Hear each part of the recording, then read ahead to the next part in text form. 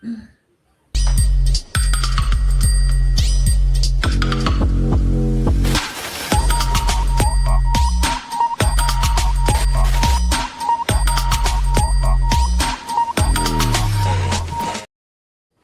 going on, everybody? Welcome to another episode of Blerdkast Live, and happy Adult Money Day to everybody out there who got adult money.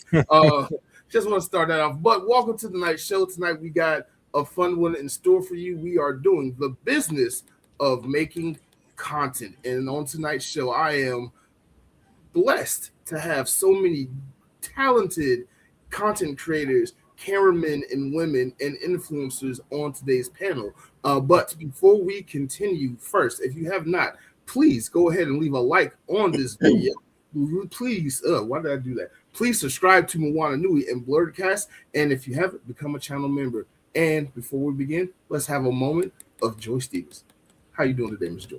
I am doing great. Glad to be here serving as your official host today and not just co-host, because of everybody on the screen that you see, I am the one that has not turned this into a business. I'm just here to play. So I get to play as your host for tonight's show. And I will also say that I am a host of several of Moana Nui podcasts, different shows. Distory, which will be airing later on this month. What You Watching, which airs tomorrow night, if I'm not mistaken.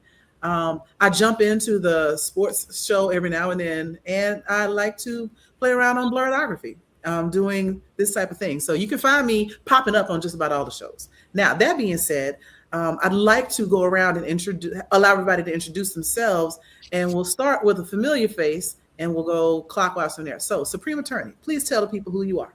Hi, I'm the Supreme Attorney. I am a real attorney. I know, shocking. I practice in Georgia. I do a little bit of everything, and I can't wait to, put my 2 cents in and maybe get rid of some of the myths, like patent the logo. Yeah, okay. My eyes are bad, and you just, hey. Is it Mikyla? Yeah. Sorry. No, it's okay. Hi, everybody. My name is Mikyla. I go by Make That Magic on 4 platforms. And I am a full-time content creator as of November 5th. So I'm so excited to talk about that journey and like some of my wins and L's as well, because I think it's important to talk about the L's as well. Absolutely. Marcel, I believe. Yeah. Yep. Hey, Marcel Williams. I'm a camera operator. I work in television, part-time content creator. I'm here to share my knowledge. All right. Bringing around the horn to Dana. Hello, everyone. I am the other half of the Moana Nui podcast.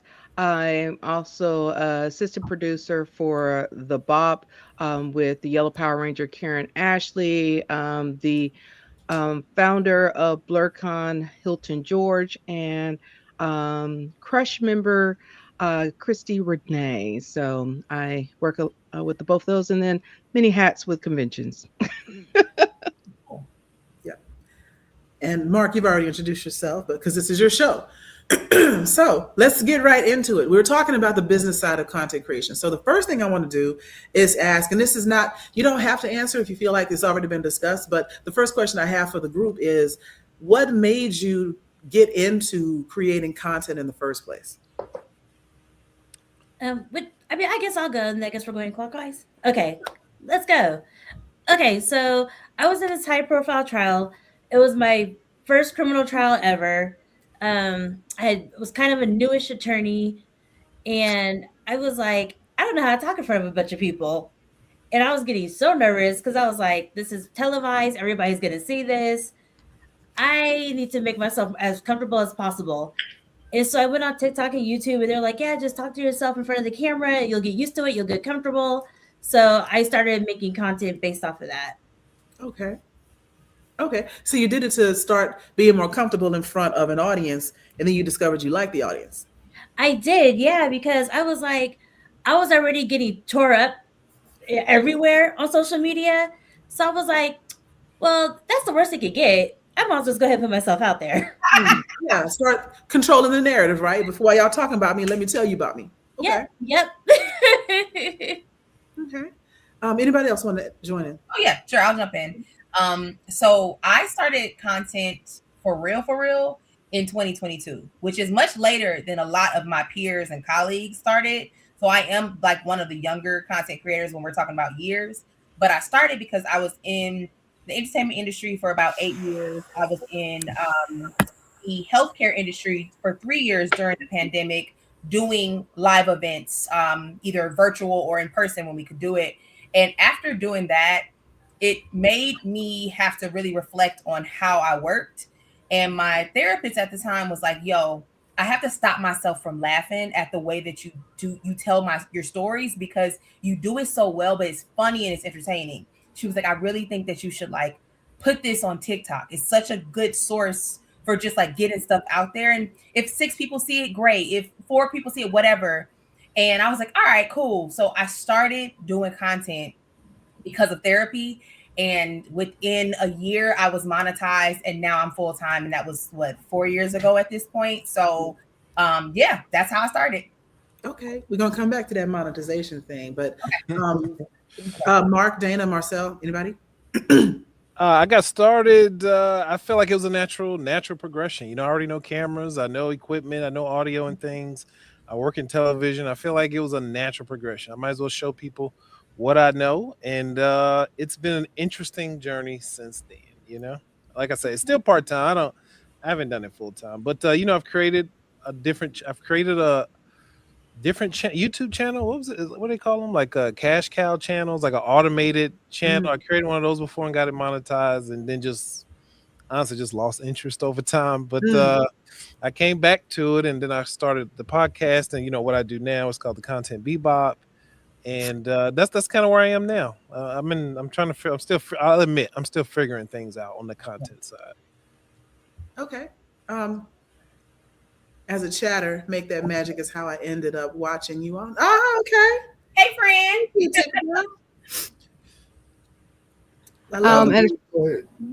Well, as far as myself, I of course got started. Both me and Moana, the founder of Moana Nui podcast, we had a chat with some other people that are also from Hawaii.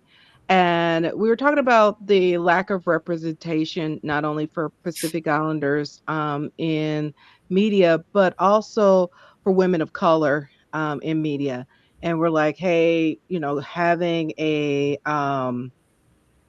you know, great, you know, have some content out there, something. We were talking about what we would like to have. And then, of course, the pandemic happened in 2020. And that's when Moana was like, hey, we're stuck at home. Let's go ahead and make this happen. And so we started the show to have something like for indie creators, to people to get introduced to them, because people are always talking about, hey, we want representation, we want our own stories. Well, here's the people that are doing it. Nice. And then it kind of grew from there. And then it went from doing that, and we started doing different series and segments, and it, you know, now it's almost 6 years of having Moana Nui. Nice. I didn't realize it had been that long. That's awesome. Yes. Marc, we don't want to exclude you from this conversation too. So how did you get started, or why did you get started? That's actually really good. Everybody knows I've started because of the pandemic. I was working with a group of coworkers, including that guy down there, on a channel, and we put a lot of work into that channel, and then it went away overnight for reasons I don't want to get into, but that motivated me to just, hey, you're already in the mindset of creating content and editing. You already do the cosplay photography thing, and you do a lot of cool things. You go out to nerd spaces anyway. Just make a channel about that. So 5 years ago, February 21st, 2021, I started Blerdography, and I have not looked back since. I've almost quit several times, but I have not looked back since. And since then, I've monetized the channel. I've created a brand. I created something I didn't know I was doing with this whole representation and black nerd empowerment thing.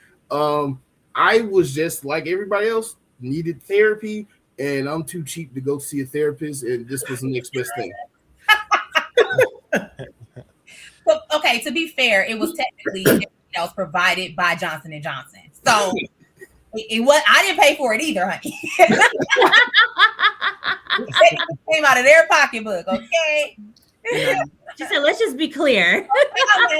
I wasn't forking up no cash for real. So, matter of fact, you mentioned earlier, Mikyla, that we need to talk about the L's, and we need to talk about, the entirety of the process, and not just, I started not for the bottom, now I'm here, but that road, before we get into like how you monetize, the struggle along the way, what'd you run into? What do people need to know about? What surprised you? Like, talk to me about that journey. Yeah, I think some of the things that are surprising to me that a lot of the like younger creators, and by younger, I mean just like they don't have the experience. It's not even the age. It's just that like they're just now starting. One thing that surprises me is how often they forget that the internet is forever. Yes. Like you are constantly being screenshotted. Somebody is screen recording everything that you are saying. And that translates in person too. So when people meet me, they meet Make That Magic and Mikyla. Yeah. I don't give everybody my actual, self that I give my friends and family, because some people don't deserve that. Like you have to remember, even when you're not on a stage, you're on a stage. Yes. So I think that was the one thing that I was just really surprised to see how people were not professional. Like that was, to me, was crazy. Another thing that surprised me just about myself in general, when it comes to content creating, one of the L's that you are going to take is that you cannot control what the algorithm puts out. You can't control how many people are going to see you and how many people going to laugh or whatever. You have fans out there. There are people who will love your content. But baby, if that algorithm, if that 1000111 decides not to send it to Marcel, he's not gonna see it, and that's how it goes. And you can't take that to heart. And I feel like when I was getting started and started to pick up things, I would look at numbers and be like, "Oh, this hasn't made 10,000 views yet, and it's been an hour. This is an L." And I had to really check myself and be like, if you had 400 people in a room listening to you, that's a lot of people just watching. And so I started to think about my craft as me being in front of real people. And if I got 5 views, I was like, 5 people listened to me, and 1 was even more moved enough to comment. Like, I think that is the mindset that I now have. And because I really set myself down and humbled myself, it allowed me to start taking more wins, and not see everything as like a number, that really helped. Okay. I want to piggyback off of what Mikyla said. That one person that gains something and is engaging with your content, I'd much rather have that than the big fake numbers. I talk a lot about the things you should focus on with other content creators. And the one L that I took very early on that I had to learn that I need to get out of the mindset was looking at the numbers and caring about the numbers long before I should have even cared about it. Like, if you do your YouTube, the road to monetization, you need 4,000 watch hours, you need 1,000 subscribers, and I'm sitting at like 50 subscribers. Like, why hasn't this hit 10,000 views yet? And like I still have yet to have a video hit that type of views. I had to learn that the numbers, you can have the numbers, but if there's nothing else there, no substance, no engagement, people they can see right through that number game that you bought numbers and X, Y, and Z. So things like sub for sub, because I was doing that a lot in the Facebook groups and Reddit groups. Sub for sub, follow me, I follow you, watch your video for 5 minutes, and then you would do all that just for everyone who you subscribe to unsubscribe to you, and you back at 50 subscribers when you was up to 200-300. I had to learn early on, the content is what matters. Build the audience with the content. Just make the content. You don't even have enough subscribers to be monetized to worry about numbers at that point. Build the audience. And I wish I had learned that lesson a lot sooner. As far as myself with Moana Nui, both me and Moana, as Marc knows that we've talked about, it's like we have never been focused on the numbers, because it's like we're focused on the content. And as we grew our platform, having, segments on mental health, having segments on professional and personal development, our sports segment, we wanted to have something evergreen that no matter what you're interested in, you'll find something you're interested in. You like uh, convention coverage. Okay, we have a whole playlist of all our stuff that we've done and upcoming stuff that will be coming out. So I think one of our L's that we kind of learned is nobody initially really talk about the cost of being a content creator.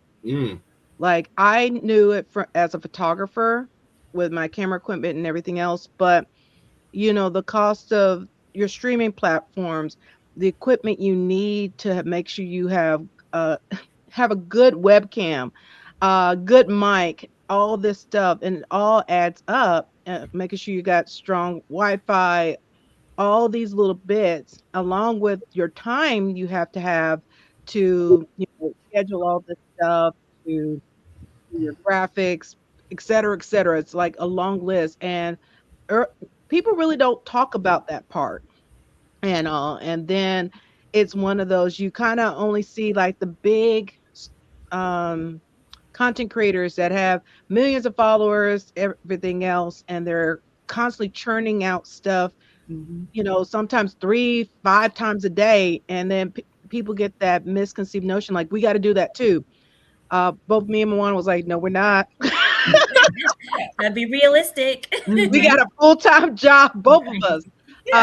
Until somebody will sponsor us to do this on a full-time basis, you can email moananuipodcast@gmail.com.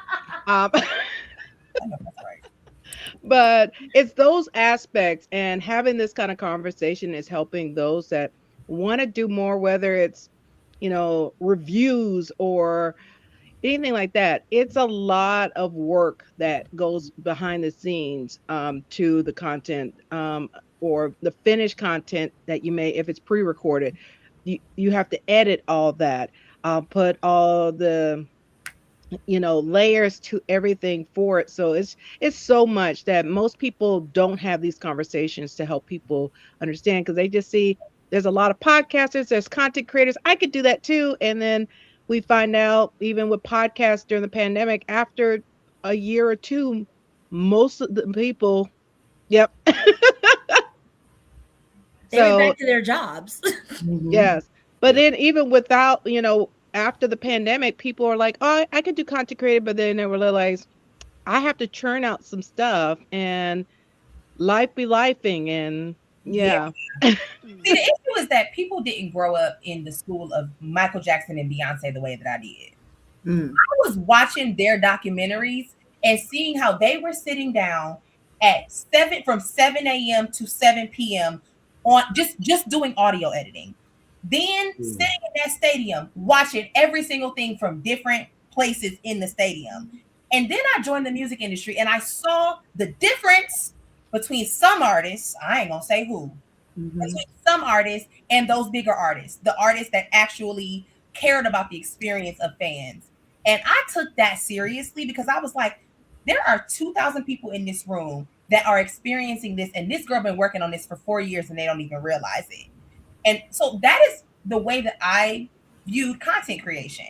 I viewed it as, if somebody is going to go to my page and watch my video from front to bike, as I say, I want their experience to feel like they are in that phone with me. I don't want them to have messed up lighting, can't hear what I'm saying. They got, audio like disability, so they don't see no captions. I don't want that to be experienced, baby. I want you to feel like you in a movie. And so that's the way I try to do production from the very jump. And now I'm able to reuse some of those old videos when I want to just take a break and not have to film for 2 days, maybe. And I use it as syndication. I syndicate my own stuff now, and I still get paid from it because there's a loophole that people don't know about. So I'm so glad that you brought that up, because the quality of your stuff is what matters. People will sit there and watch you for hours if the quality is good. I would like to piggyback off that because me and Mr. Content Bebop down there have gone back and forth for years over that specific thing about the aesthetic of your channel, the quality of the content. You can sit there, be a floating head all you want, and talk your ears off, but if the quality does not look good, if it does not look appealing, if it does not sound appealing, nobody's going to watch your content. And I'm kind of pedantic about that stuff now. Even when I collab, Dana can tell you, I'm a stickler about certain things. I know how I shoot and edit is one thing, but like I got some stuff got to look and be a certain way if it's going to be put out because I want that retention time. I want people to look at my stuff from beginning to end or from front to back, as it's been said. Mike. Back. Okay. Mike. Are you from Florida? I'm from Atlanta. I'm from Detroit. You Oh, know. okay. Okay. Mark, we know you're a Georgia peach. We know. Silence me. But yeah, the quality matters. The quality of your product really matters at the end of the day if you want to grow your brand. You can focus on the numbers and engagement and X, Y, and Z. None of it matters if the quality at the end of the day is not there. And then the way you guys were talking about, Dana, how you were talking about it costs money to get all these things taken care of. I think that's a good segue into how do you set up a business? Because a lot of these things are tax write-offs if you actually set up your business. And I don't know about the tax laws, but I know if you at least have an LLC, say somebody wanted to sue you, they're suing the company and not you. Correct. Whenever you're able to get an EIN number for taxes, Yes. so then you can get your own credit card, bank. So anything you need to buy for your, your content creation, write it off. Use that one bank account, use that one credit card, and that's it. Yep. And it is Make sure you register with the state. Yes. Yeah, Make you sure have get registered to. with state. Yeah. Yep. You A have lot to of- register with There's a state. lot of businesses that don't. I know, because I've sued them. And I'm like, oh, I bet you wish you had insurance. Let me get that house. Wow. I know that's right. I'm about to hire you. Hell. I mean, thank you. She did say she's a real lawyer. So that's not like real lawyer stuff right there. I want to touch on okay, well, let's ask that question next. And I'll hold mine for a second. How long did it take you to get monetized if you are in fact monetized? I am not monetized. I just give out free legal advice. Okay. Anybody else? Oh yeah, go ahead, Mark. So I started in February of 2021. By I say July of 2024, I was in the beta program with YouTube, and by the beginning of 2025, by the election, I was fully monetized. Then I got demonetized. That's a story that we'll talk about in a second. And then it took me 3 months in probation. Then I got remonetized. But while I was in the beta program, I was able to get channel members, and that was just piling up money that I couldn't touch until I hit the minimum. But it took about 3.5, 4 years of me into the channel to fully get monetized to the point where I'm at now. Now I'm monetized on Facebook. That's a low bar of entry. Don't worry about it. And I'm focusing on getting monetized on Instagram and TikTok. Okay. It took 8 months on TikTok. I joined September 2022. By May of 2023, I was monetized. On Facebook, I had been creating on Instagram, and Facebook reached out to me and was like, hey, would you create on Facebook if we offered you a bonus every month? And I was like, yeah, sure. Like $500 a month, whatever. Like it's nothing that I'm making on TikTok, but I might as well go ahead and join. And so that was in June of 2025 that I got monetized on Facebook. And by December of 2025, I made more money on Facebook than I did on TikTok when I first got started. And I'm going to be transparent because I feel like we're in here and Black folks don't talk about money enough. I made about 14 grand 2024 on TikTok. Facebook last year, I made 28 grand in like 6 months. Wow. So that to me was like, I said, oh, you got to focus on the girls that you think don't matter. Like you really got to focus. And being on YouTube, I think I joined in January of 2024, and I was monetized by May. But that's because, again, I use my content like syndication, and I put it on like it is a Wild and Out show on those platforms, and I made sure that I got that audience to get hooked. And then once YouTube and those platforms see that you are bringing in audiences like that, they're more prone to put you more in the algorithm, which can then allow you to be able to be monetized. Yeah. That was some good stuff there. Oh, yeah. Okay. So, I want to go back to something since we were talking about L's. And Marc, if you don't want to talk about it, I understand. But you did say we're gonna talk about it. We're gonna talk about it. Yeah. So you said you got put on probation, I believe. Demonetized. I got demonetized. Yes. What happened? So there's this term that Sorry. YouTube uses that is complete and utter BS, but they use it to determine if you're going to be monetized or not, and it's called reuse content. If you are a content creator and you are trying to get monetized, beware of reuse content. I know what I did, and I know what I did wrong in trying to play it off when I was appealing everything. Long story short, it's the election. I'm monetized, and I'm like, hey, I want to capitalize off of all the political ads. So I kind of stole other content and reposted it as my own. You said that like that's not a crime. Like, yeah, what are the quotes for? I kind of robbed some people. And he's the reason I trademarked my content. He is the reason I trademarked it, so I can throw the book at folks like that. Wow. I just want y'all to know, don't do that. Marc, you are the problem. So I was listening to other content creators who were doing the same thing and making a killing and trying to take their advice, and they literally gave me a video that I should test out, and I did, and I got about 14,000 views off that video in like an hour or so. And 5 days into being monetized, I'm like, oh my God, I hit $100. I hit $200. YouTube was like, hey, this is weird. We're going to not give you money. So they put me on probation, investigated my channel, said reuse content. It's a vague term. They don't explain what it is.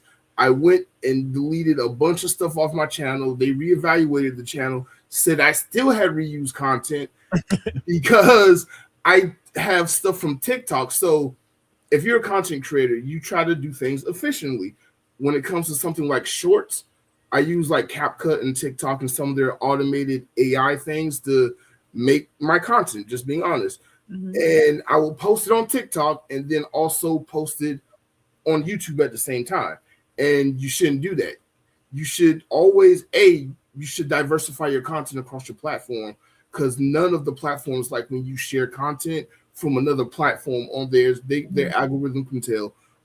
B, if you do that, if you make a video on Instagram or Facebook or whatever, wait 6 hours, wait 24 hours to repost it somewhere else, so the algorithm understands that it was posted here first and it can get its views there versus you sharing the same thing across your platform and none of it getting views. Had to learn that the hard way. Huh?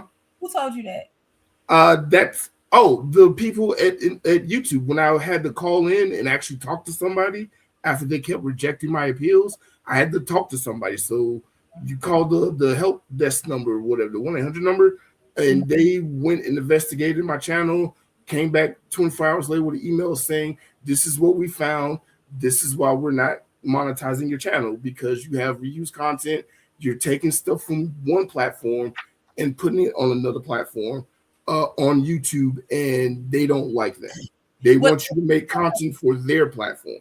Did you have the not the logo, but like the little watermark? The watermark? No, I learned to take the watermarks off. But it's still so with TikTok, when you create stuff in the TikTok app and post it there, it saves a copy on your phone if you want. If you take that copy that it automatically puts on your phone, TikTok algorithm is embedded into the metadata of that video file. So when you upload it to other platforms, it's automatically going to get flagged as a TikTok video. It doesn't matter if the trademark logo is there or not. Yeah. That's good to know. That's good for people to know. That's why I asked. Yeah. Because some people are like, oh, well, that may just be a case by case. No, that is no, it's not. Somebody from YouTube told him. So that is, yeah. Ooh, and another thing that I learned from that whole appeal process, just an extra tip. So when they first run your channel for monetization, it's all their AI generative software that's approving monetization. Yeah. No human eyes is looking on it. But the problem with AI is it doesn't see video, it goes off audio cues. So just keep that in mind. If you are reusing content, it goes off the audio cues of your video, not the video content itself. Mm. That was a lot. No, that That's interesting. Because now I'm thinking about like some of the people that I know. Like I'm thinking about the guy that was doing the cowgirl trail ride. Shawty, was it horses in the stable? Yeah. I know you want to ride. It was the exact same song every video.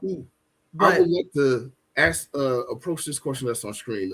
Is it more like a set and forget it type of thing? I'm gonna be honest, that really depends on how you run your channel. And I would like Marcel to chime in on this because he has one of these type of channels. If you have like an AI based channel or like a channel where you have like content you can just throw up there and not really worry about it, or even something like this where you just go live, which I found last year was a big hidden gem I didn't know about. You can have it to be set it and forget it, but as a content creator, I am constantly editing videos, I am constantly shooting videos, I am constantly posting stuff, making promotions, setting up next month's podcast. It's not set and forget it. I'm constantly working in my business with how I run my channel and the type of content that I make. Now, you can do something like I know Marcel has done. I'm not going to give away all his business, but he's made a channel. You know what? You talk about it. You did it. Yeah, what's your channel about? How about that? What is your channel about? So before the channel I have now, it was like an AI channel. So it was about anyway. Look, I was just trying to make some money, right? So it was about like Black culture type things or Black history type stuff. It was some of it was a little lowbrow, I'll admit. But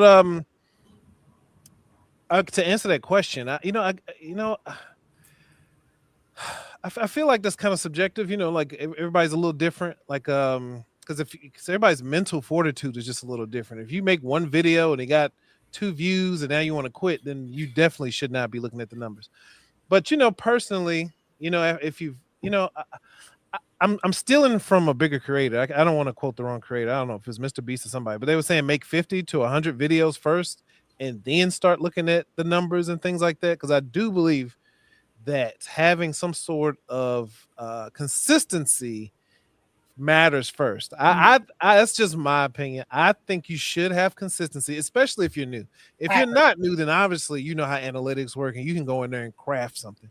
But if you're new to this, just get consistent first. I would think, because you may not, because looking at the numbers are going to discourage you. Looking at the comments, the comments or lack thereof comments is going to discourage you as well. Mm-hmm. I think it's best to just put stuff out and then I set a number in your head. Say 50 videos. If you're doing shorts, say 100 videos. Set a number, and at that number, then you do need to look at your stuff. At some point, that mental fortitude, you're going to have it, because you have to at some point look at your analytics and understand what you're doing wrong, what's working, what's not working. But most importantly, like I say, to start off, I think it begins with you, the person, and actually being able to put out the content. So it doesn't matter if you don't have a system or have the fortitude to keep going. It doesn't matter. You'll stop at the 10th video. You'll stop at the 2nd. You know what I mean? It doesn't. Get that first, I believe, and then begin to look at your analytics. I'd say like 50 videos. I think for content creators, for us, making content is like being an Avon salesman. If any of y'all remember that back in the day, or Tupperware or Princess House or whatever, you get out of it what you put into it. It's not like you get money, an hour wage for editing videos and shooting things like that. You get exactly what you put into it. So if you want to make money, if you want to set your channel up to be a set it and forget it thing, you can do that, but you got to have the processes and procedures in place first. and then you can have the results that you want like that. I would also add, like I said, I'm not monetized, and I do a lot of content for other people, but I do have like my own YouTube channel that I had no intention of monetizing because it was a lever for me to offer up little snippets for my real business, because I'm a workshop facilitator. Like, I do public speaking, and people always want to say, do you have any samples of your work? And at first I was like, no, because I know how y'all do, and if I send you a recording of my work, you're gonna share that recording, you're not gonna pay me. So I got into the habit of doing little 3-4 minute videos on YouTube and have people, and I share that on LinkedIn. And that is a whole different side of my life. I do not talk about all of this with my LinkedIn people, but I also, from your point about like make a bunch of videos or, figure out how much you want to do. I started out thinking that I was going to put out a video like every week, and that never happened. And then I was like, okay, I think I could rock with once a month, depending on, what I was doing. And now it's like once a quarter. And it's not because I've lost interest in it. It's because it was never to be monetized. It was always to show samples of my work. And I've got a good collection of samples now. And so I put it out when I got something I really want to say, I really want to get out. And it just keeps me it keeps me at the top of the algorithm on LinkedIn. So I'm showing up in searches for like public speaking and all that kind of stuff. But then like all of this podcasting that I do, yeah, I'm resharing when I see that Marc has published something. If Moana Nui has put something out, let me repost it, et cetera, to try to get those numbers up. But the idea of having to do honestly, they be wearing me out, because it'd be like, let's do this podcast on Monday night, and we're doing this one on Wednesday night. Here we are, there's another one on Thursday. Then I do my own on Thursday night, and then we back again on next Monday. And I'm like, can I, I need a nap. This is a lot. Yeah. But I do it for the love of the people and just because it's fun. But sometimes I'll be like, yeah, I can't show up tonight. So I do think understanding your own limits and understanding what you're doing it for. If you're creating content as a stepping stone for something else, like I was doing, yeah, you can be a little bit more relaxed with it. But if you're creating it as your source of income or as your main thing, it needs to be consistent. You need to know what you can handle as far as dedication to that, like how fast can you churn stuff out? And it needs to have a level of quality that you want to represent in your brand. That part too. Yeah, I think for me, when I make content, it's just so people know what type of lawyer they're going to hire. Because I'm not the stuffy attorney. And I'm going to talk to somebody just regular words. I'm not going to use legal jargon. And I'm probably going to be a little goofy. So if you don't want me as your attorney, you already knew what you were getting. Good point. It's just like a commercial for you. Yeah.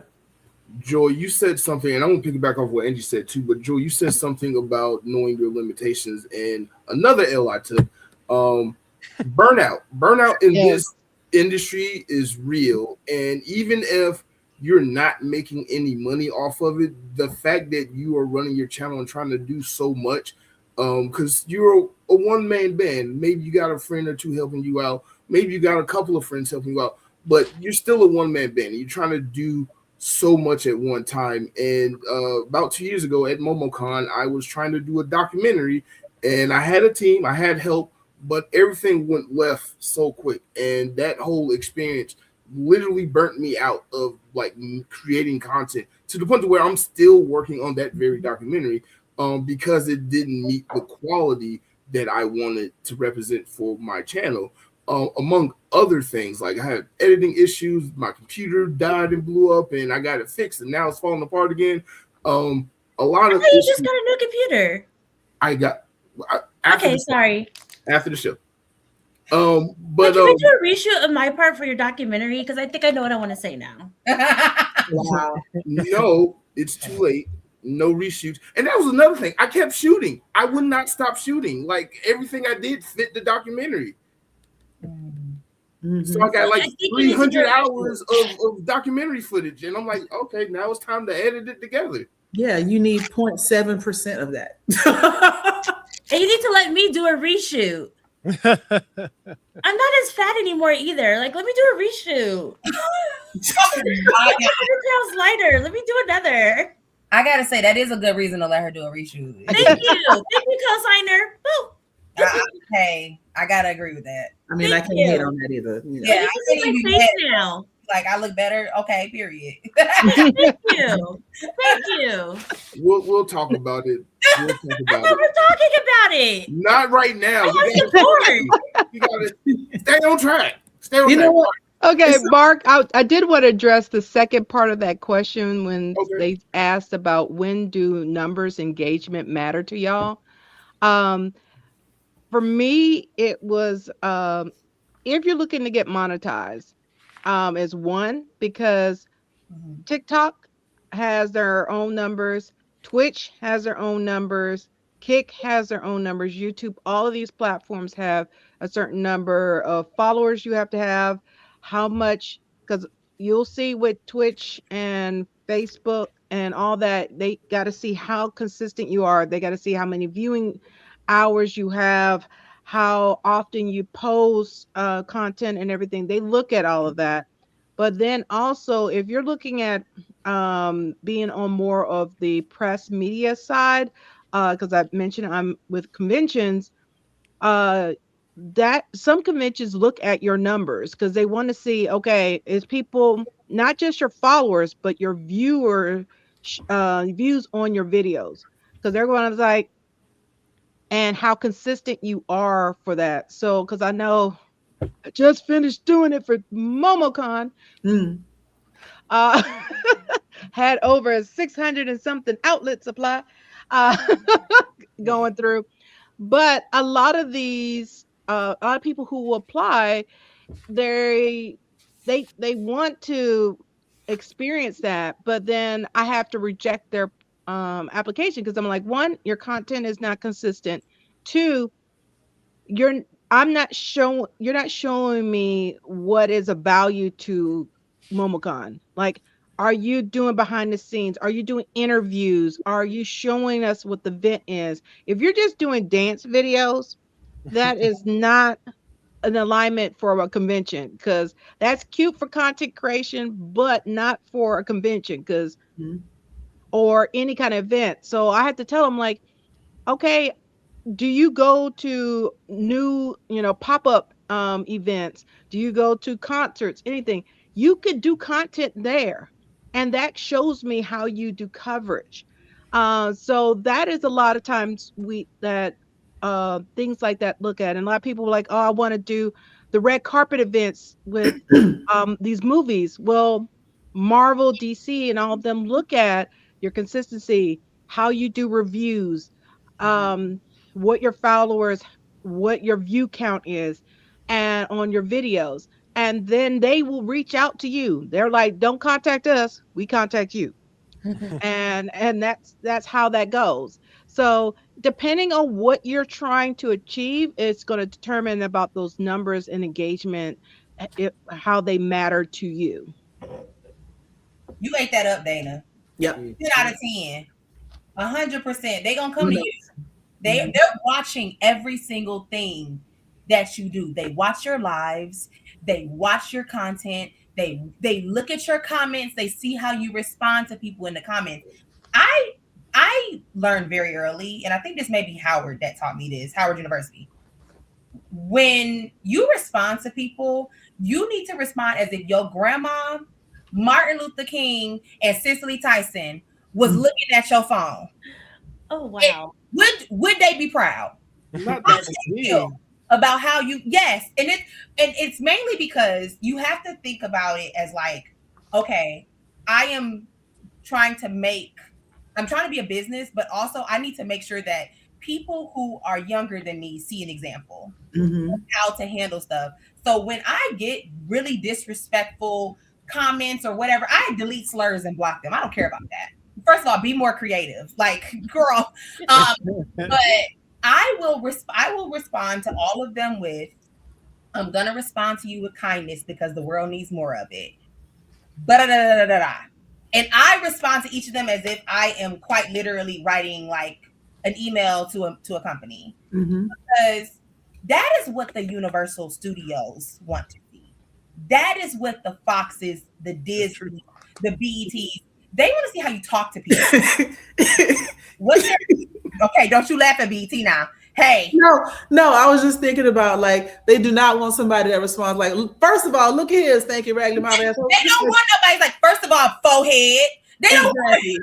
And I see a lot of that on like threads and pictures. Like, yo, what are you doing? You know? That's because like Cardi B can do it, but Cardi B is a different type of entertainer. I was just about to say that. I was just about to say they think that they're talking to like Cardi B, but she's in a different arena. Yes. Right? You are a businesswoman that is in this arena, and you do not have the lawyers or the net worth to speak like Cardi B. True. But if you do, call me. So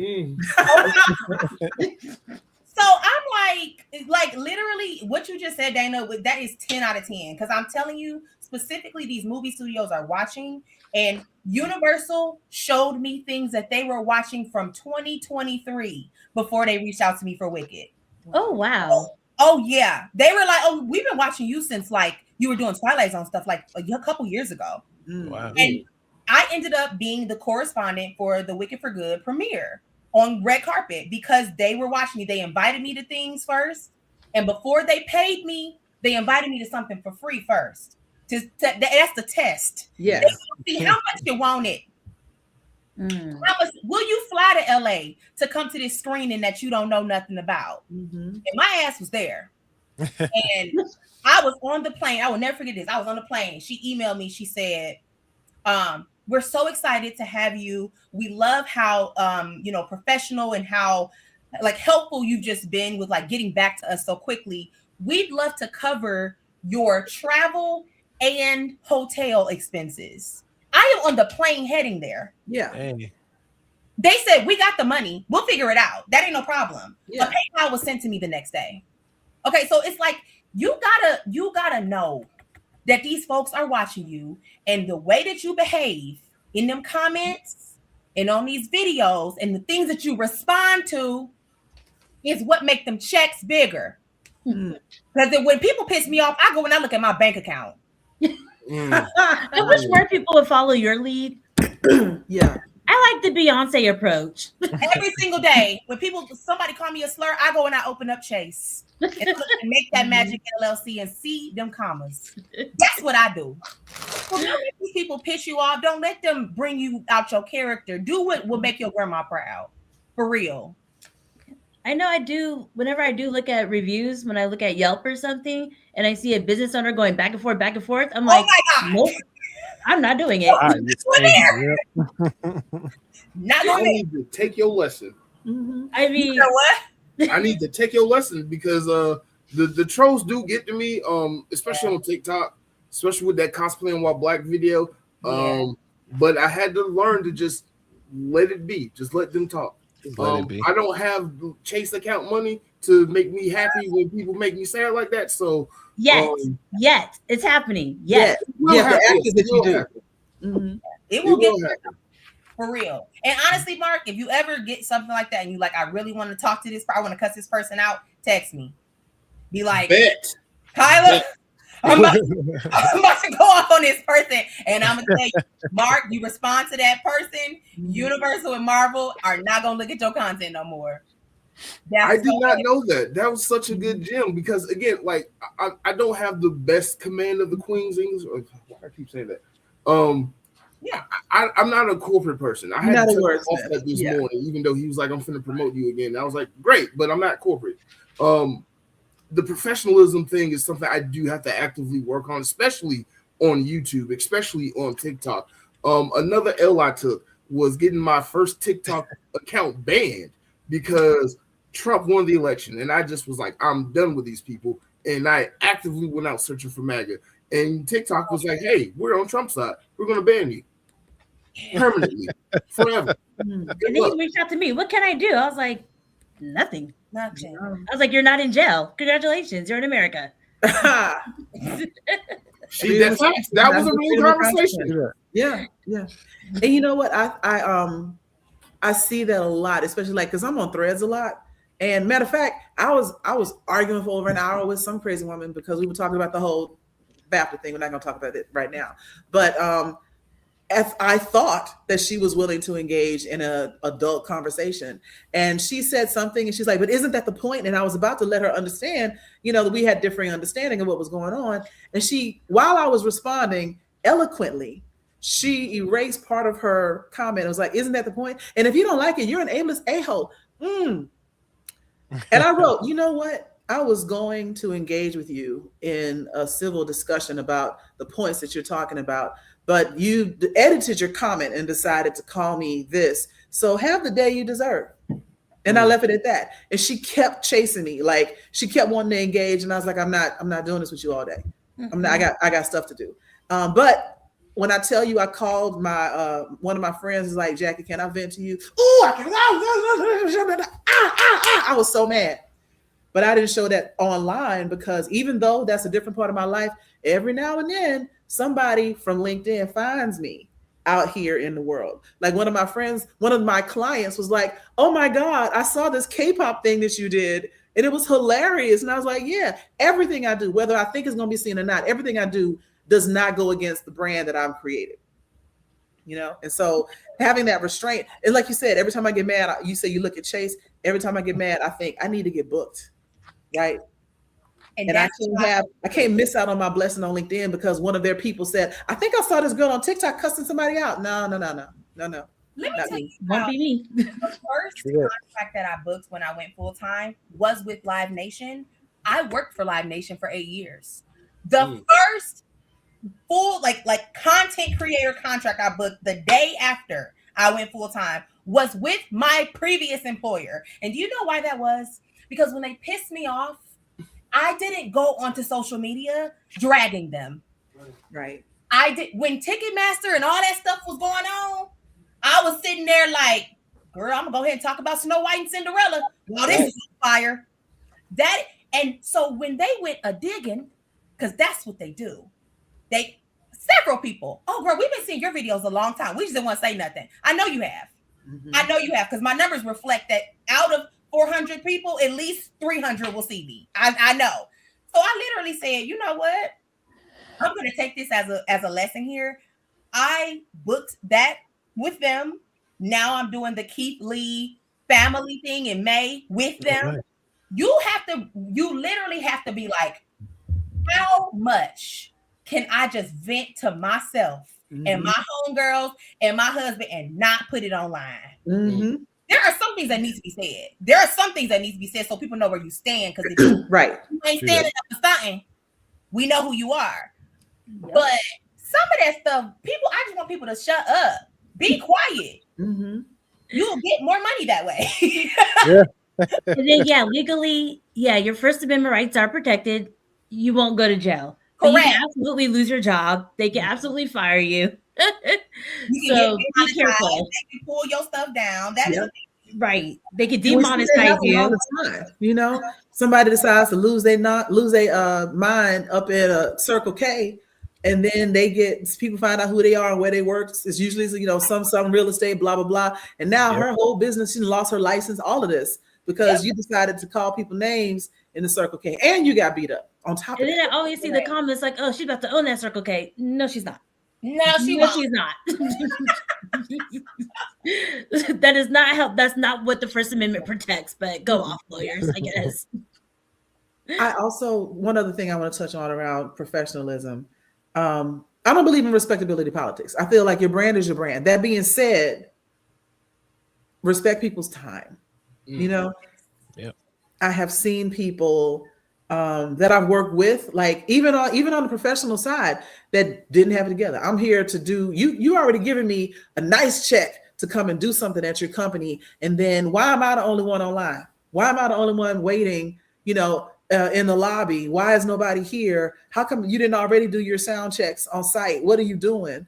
And this is like professional people. But it gets even worse, when you get to, I'd say amateur content creators. That's why you need a meeting and event planner. Yes, you do. Yes. Always. Yeah, if you're going to build a brand, there should be some things that are universal. And I think, getting places where you're supposed to be, testing your equipment before you get there, all of that adds up. Mistakes happen, like Mark, we were together and the mic, one of your mics was dead and you had to go back and get another mic. But that's because you had been recording all that stuff that entire time. I get that. But showing up on day one and be like, I got to go plug this in. What were you doing yesterday? I always wonder that kind of thing, Also, why are you arriving to an event the day of the event? Why is your flight landing at 11 a.m. when your call time is 3? Mm-hmm. Like delays don't happen. We literally live in a climate where the climate is angry at us. Yeah. So as to why you think Mother Nature will not come in there and throw a thunderstorm in the middle of May that will ground flights for 4 hours. Yep. I'm trying to understand why you don't know that. Baby, I get there at least 24 hours in advance. Every time. I'm leaving tomorrow for something I got to do on Wednesday. Yep. Like it's too much. I literally told I'm doing the Twilight Zone Festival in New York. And I told them, I said, hey, I'm going to need to be there the day before. So just make sure that my room is booked for the day before. They were like, oh, you don't have to show up to the day of. I said, no, we'll be there the day before. I want to make sure that if somebody decides on the track, on the road, because I'm going to drive there, that they need to shut down the whole highway, that I'm able to get there on time. Mm-hmm. So I just, the idea of professionalism only being for, people who are 6-7 years into their career is bullcrap. Day one. I agree. Mm-hmm. I don't get it. I think I need to learn that lesson. Like if you want to leave the same day, go for it. But arriving, that's very risky. Baby, I will do a U-turn. I will absolutely land the day before, do the event, leave that evening. I'll do that now. Right. Because that's fine. The money has already been collected. I'm looking at Chase. Right? Yep. The contract has been fulfilled. Goodbye. Okay. I do plenty of events where I, like you said, get there the day before. And then if the event ends at 3, I got a 7 o'clock flight. I'm on that train at 8:45. Be clear. And another important thing, make sure you have somebody to read that contract, a lawyer. Hello, I'm for hire. Yeah. So you can make sure they won't be like, oh, we wanted you also to do the after party. And you're like, I already left. Make sure you read that contract from the top to the very, very end, because you never know. I took a usage L in like 2024, I think it was. I took a usage L where there was usage language and there was likeness language, meaning that they could use that video however they wanted for 30 to 60 days. Mm-hmm. And I did not add a 30 or 40% surcharge onto my fee. And I had my friend look at it and she was like, did you charge them for usage? And I was like, what's that? Like, girl, you got to send this to me so I can read. And so I missed out on like $3,000 because of that. And I was wondering, they approved that pricing really quickly. Yes, because it was under budget. But be clear, when that next contract came up, I said, hey, Disney, that'll be $6,500. Thanks. Yeah. Because I see these usage rights and they were like, that's on the higher end of our budget, but we'll make it work. Cool. Thanks. Like, I know you will. You want me. Exactly. I wasn't standing outside talking to Minnie. You wanted me. Right. You wanted I have so many questions to ask you, Mikyla, but go ahead, Joy. Go ahead. I wanted to say, Marcel, since you said you have like your channels are set up a little bit differently, one of them being a little bit more automated. How has this journey been for you? Yeah. Well, it's been interesting. Although, like, if I wasn't clear, I don't do that channel anymore. Like, I had stopped just because, like I said, I lost interest. And what I thought was going to happen ended up happening. This was in 23 to 24 ish, and then YouTube, last year they came down hard on AI channels and things. Yeah, oh my god, a lot of by then I wasn't doing it anymore. But I was like, dang, it started with them. You had to tag AI created content. You had to label it as AI created, and I kind of saw it going downhill from there. Just because the views started dropping, I was doing the same things, but the views just started going down.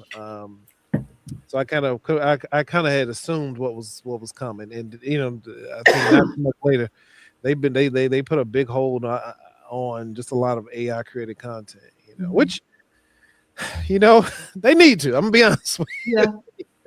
The AI stuff is like, and I cared a little bit. some of these people, man, they just don't care. It is some Ruthless. They're doing bull anything. crap Yeah. out there. Like I even getting on YouTube, and I'm like, how are these ads getting approved? Like they just don't care at YouTube, I guess, They I'm not about gonna ads. So lie. they I just want always their stop money. to watch the cat videos that are AI. Yeah, I can't help it. The ones where the cats like get pregnant or something, and they have yeah, a that's, whole that's little off there. That's not bad. yeah. Like I will stop and watch those. I can't help it, and I'm just like, this is stupid. But I'm gonna I know watch what you this mean. AI That's all slop. funny.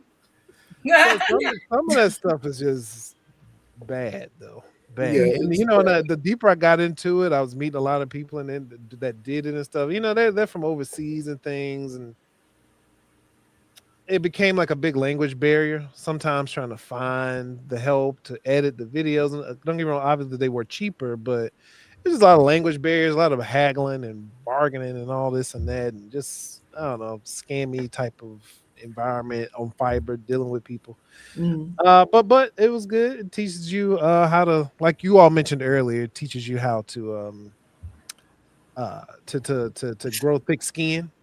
Because for me personally, I didn't like being on camera, so I figured this was a good way for me to, get something out Mhm. and without showing my face. Even to this day, I still would recommend it. I recommend people start, maybe not, because there's plenty of faceless YouTube channels out there. Like they just Yeah. care more. They just actually put love into the channel. Like just don't go on to what's it called, Google, Nano Banana, and just make bull crap. You know what I mean? If you actually care a little bit, you can actually make great things. To be honest with you. But yeah, so that was the one channel. And the other channel I have now is the Content Bebop. But like I said, I'm kind of I'm trying to figure out what to do next with it. I'm not here to. I may have missed it in the conversation. What is Content Bebop about? The Content Bebop. It was that's a great question. We've asked Joy. We've asked it 3 times, and he keeps tossing around it. No, This is the 4th time. Go. That question Oprah from who? Joe. That's a great question. Yeah, so it started off as a podcast. I would invite other. So okay, I want to probably preface that I'm here as a camera operator, as somebody like I mentioned earlier, a part-time content creator. But I definitely know camera operation, and I'm a DP. I actually have shot like movies and more so commercials and stuff like that. But so this channel, it was a podcast at first, and I invited a bunch of people from an industry that I knew, some close friends, and like actors, directors, things of that nature, other camera operators, and we would talk film stuff. Okay, so it's kind of like inside the actor studio, but for the backside of the. Yes. Somewhat. Actually, that's a good yeah, that's a good analogy. Yeah. That's what it started as. And like I said, I did 50 of those, and that's so it taught me a lot. And I was like, all right, I can't sustain this, so then it's because it takes, obviously podcasts can be done, but for me personally, I just had a child, and the space was a little limited, and just scheduling with people. And to be honest with you, I think around 50, I ran out of friends. So then I had to start reaching out to people I didn't know. And then it got a little trickier, getting people interested. But I'm not, I'm not saying it can't be done, because it could be done. It just got more complicated. It got, the fruit wasn't hanging as low, So anyway, and now I'm here where I am now. I'm trying to figure out where to go next. I'm trying to even I'm just trying to figure it out, to be honest with you. Okay. Blerdography is hiring for experienced editors and camera operators. Hiring and paying. I'm sure they are. Right. Those two different things. He used to work for me. He know what to do. So he's seeking an intern, if you will. Right. It sounds like an internship. But no, he's going to pay you an experience. No. I'm not going to pay him an experience. No. Seriously. So let me ask you, your AI channel, you're not making any revenue off of it, even though you're not they completely block you from making any money off their channel. So what happened was this is what happened. So like I said, this channel was about like Black history, Black things, Black culture type things here in America. And so like for a few years, well, it's only been since 23, but so what was that, 3 years ago? But 2 or 3 years ago. So every year I do see like an uptick in February, like the views and subscribers go up. But honestly, I have not touched it. No. And what happened is, I'm trying to remember, because I still look at it every once in a while. Is it monetized though or not? It was, but I haven't posted in so long, so it drops. I'm trying to remember what drops. The views I think drop. You just have to get those back up because obviously your subscribers stay there. But yeah, it's the views that need to go back up. And honestly, I just haven't posted anything. Maybe one day I will because I do care about it. I would like to take it in a different direction. Like I said before, it was a little lowbrow. I'm just trying to you got to find your passion again. Like what I just gotta find made you want to do it. Yeah. But I would recommend it. You said you're a camera operator. So how do you feel about content creators using just their cell phone when they first get started? Or do they need to spend extra money on the bigger, better camera? I think it's great. People should do that more often. I think people get caught up in that. That was when I was speaking earlier about getting that consistency and making sure you have those reps in of creating the number of videos before you start looking at it. I think that's part of it because people want to blame the equipment sometimes for their content not being up to par, and that's not necessarily the case at all. A lot of channels that I watch on a regular, I don't know what they're shooting it with, but I know it's not this camera here. I know they didn't spend, I know it's not even half of the quality of this camera, or the cameras that I used on my podcast, and they have millions of views, and I, only had a couple thousand, so right. It's not necessarily about that. It's literally about creating good content, and it is tough because a lot of things have been done. To be completely honest with you, a lot of things have been done, so it is tough. But it's about the content, not necessarily the camera quality. Okay, so is it a matter of you're using your cell phone, just maybe get the settings right before you post or before you shoot? Right, make sure that even matter. Yeah, I would say so. It is. It Make is. Sure your camera, clean your lens. Clean your lens and make sure they can hear you. Invest in a good little good mic or something. I got one laying around somewhere. Like a good mic you can just plug into the phone. That's really what it's about. And just being authentically you. That goes back to putting in those reps. You got to, because it takes time for you to learn who you are. Because the first however many videos is the fake version of you anyway that you're showing people. Yes. Oh my God. I wish people talked about that more. Wait, what do you mean? The fake version? What do you mean? You want to.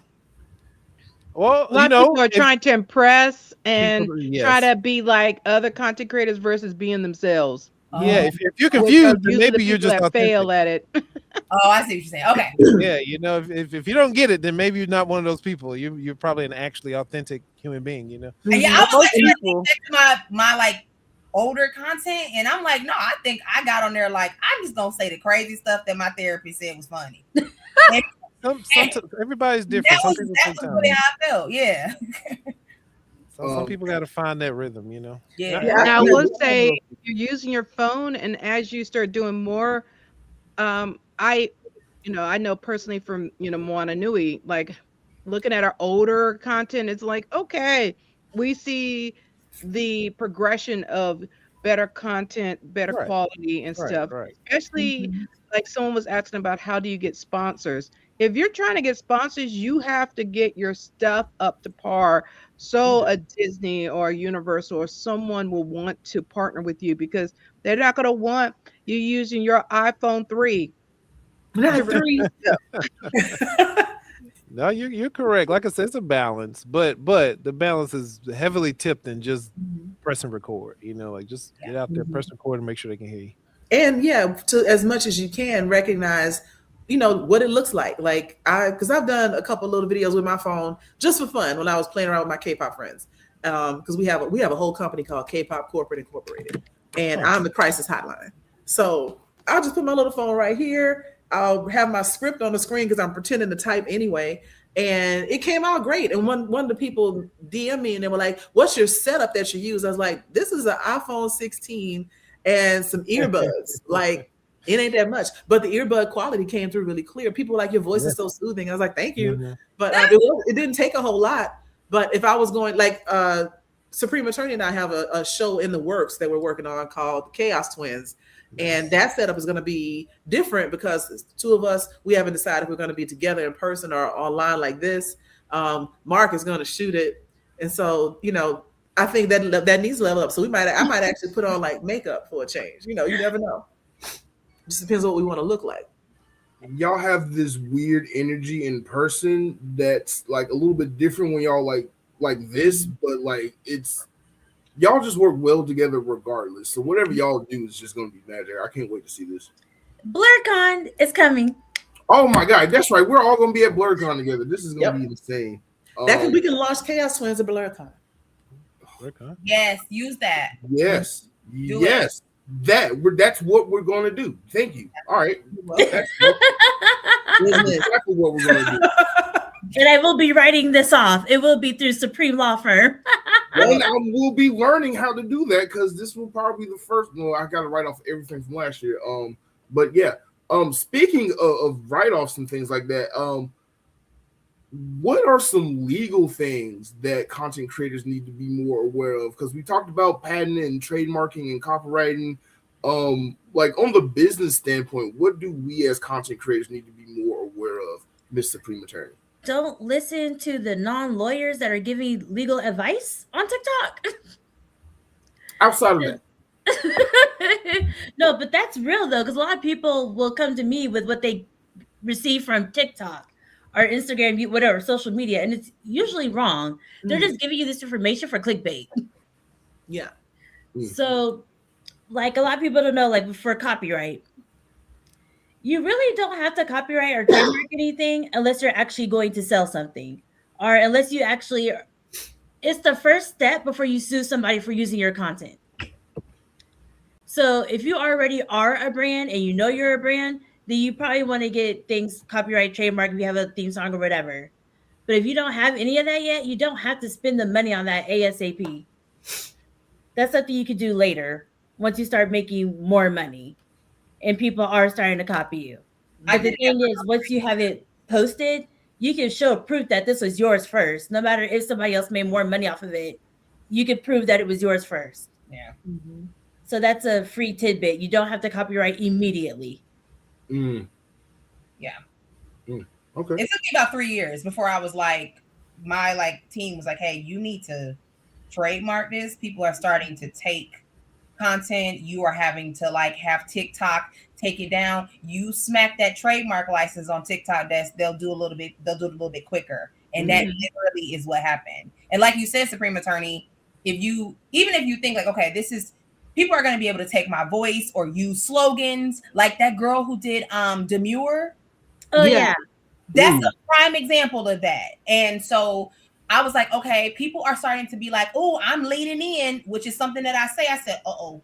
And so I was like, let me just go through this trademark. It was like $500, but it's like a lifetime thing. The U.S. Patent Office is down the street because I live in Maryland. And so I was like, all right, we're going to do it. And I've already, like the Supreme Attorney has said, I've already been able to use it because people will try to take my content, my likeness or whatever. And the second I submit that to a platform and say, hey, this is actually covered by trademark, they will say, oh, so sorry about that. We're taking that channel down immediately.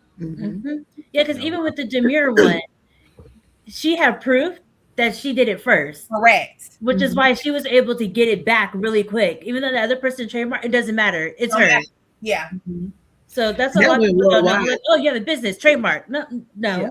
I ended up seeing like IN from Stray Kids was like, he doesn't even speak English well. He's like Demure. Right. And then if you're going to sell a product, then you might want to trademark or copyright trademark, whatever, depending on what it is. Because that way, if somebody else tries to do it too, it's like, no, this is the official one. It's a way to protect your brand too. So if you have cheap knockoffs, it's like, that's not mine. That's something else. That happened to my K-pop friends, the little company we have or whatever, the fake company. They decided to make merch to raise money for some natural disaster victims. I want to say it was like an earthquake or something. They were like, we can raise money for this. And they made like a little t-shirt, KPCI, and it was cute. They had a couple sweatshirts and half, whatever the profits was, like 2/3 of it was going to this thing. And they were doing great until they weren't, because Etsy people stole all of their designs and put it in another channel. And so when you look up KCPI or, some of the stuff, it went to their place first and they started making that money, and they hadn't trademarked anything. They hadn't copyrighted anything. There's nothing they could do but try to force Etsy to make them take it down, which they couldn't because it was just letters. No, it's not too late. They can literally, after they get trademarked, copyright. Trademark. Okay. So they could get it done retroactively. and they could get all their money back. That could be theirs because they have proof that they did it first. Yeah, they got videos about everything, about what they were about to do and about to launch. And then like maybe 3 weeks after they launched it, somebody stole their pictures and stuff, stole their images, even the way it was written, and took it all and was selling. They could get their money right back. They could get their money back, attorney's fees, everything, because they could show that they did it first. Nice. So that's what I'm saying. Like, people are like, no, you have to get it as soon as you do it. No, because what if it fell? You spent all that money for what? Yeah. Good point. So these people already made money off of it. Take it back. And it takes like 11 months for it to get approved. But once you file, it's in their system as filed this date, effective this date. And then once it get approved, then of course anything that happens, like you're locked in, you're solid. But like even if you're like, oh my goodness, this is starting to blow up, let me just do this just in case. Do it, and then you're protected. It doesn't have to be approved right away. It just has to be in process. You just it gotta be just be in the process. It can't have any like flags or anything from them. But as long as it is like being like in the queue to be reviewed by a lawyer, you're good. You're good. Yeah. And I know there's one of them. You have to have an attorney do it. Not sure which one, but it has to. You have to have an attorney. So well, don't call me. Don't call me. Yeah, I don't know how to do that. Don't call me. Yeah. So it is the trademark you need the attorney for. Copyright is something you can do, I think, on your own. And I know that because me and you have talked about that for some stuff that we are working on. Other stuff coming soon. Yeah. And they'll assign you one if you don't have somebody that can do it. They'll just assign it and they'll review and they'll reach out to you if they have any questions. Cool. Yeah. So tell your friend, go get her coins. Those are hers. Yeah. I will take my legal fee for that. Period. This question here, what is the cost to do what y'all do outside of the money part? Mental health. Yes. Time. Don't let it affect your mental health. For real. No, you gotta ground yourself. You gotta go outside and touch a tree, baby. Well, because I think I did mine's backwards because I was just putting it out there so I could get used to it, Okay. And then I went viral the wrong way. Well, not the wrong way, but true Angie fashion, whatever. And so then I tried to act like I thought they wanted me to, and it took me out because I was like, I am not this serious person. And then I had to go back and revert. That's exactly what Marcel was talking about. You were trying to be somebody else. Yeah. And it wore you out. It's exhausting. Yeah. I was trying to be something you're not. One of the costs that I am learning how to be okay with is you sharing what you're doing with people who just don't get it. And you love this project. You love talking about what you're talking about. You're so passionate about it. But your 70-year-old uncle is like, so what you do for work? Like, what's your job? Like that kind of thing, and it really costs you like a little bit of confidence. Like, well, damn, should I not be doing this? Like, what should I be doing? The other cost is like you kind of having to be okay with being the person that everybody looks at like, well, she may not showed up to this because she always working. Like there's a little bit of judgment that you have to be okay with. And I think obviously prioritize showing up to baby showers instead of filming on a Sunday. Like prioritize that kind of stuff, but be okay with being like, you know what? I can't go to Park on 14th for the third weekend in a row. I need to film and be okay with whatever response comes from that. I'm in a sorority and not everybody in my chapter understands or respects what I do. And that's okay because I just opened up my Chase account and remind myself.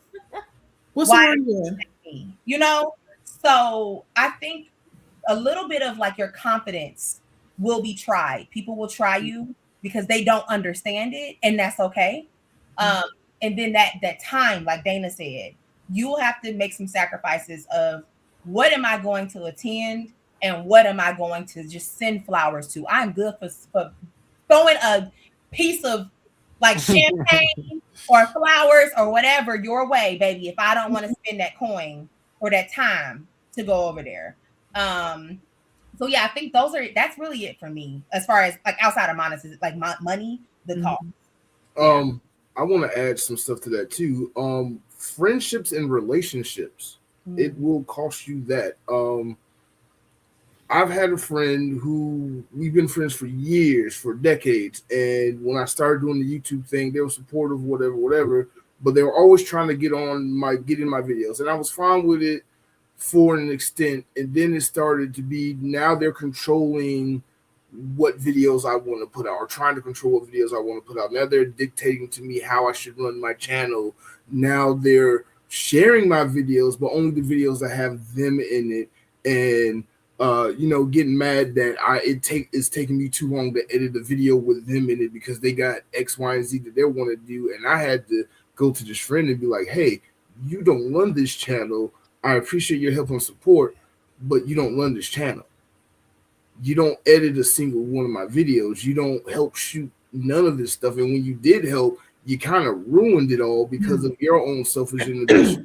I had to cut the person off because you was using my brand that I'm building and putting my name through the mud. You're sending videos to people like it's 1980, cold texting people videos and stuff like that. And they're calling me up saying, hey, why is this person sending me this video that I already liked and commented and shared on?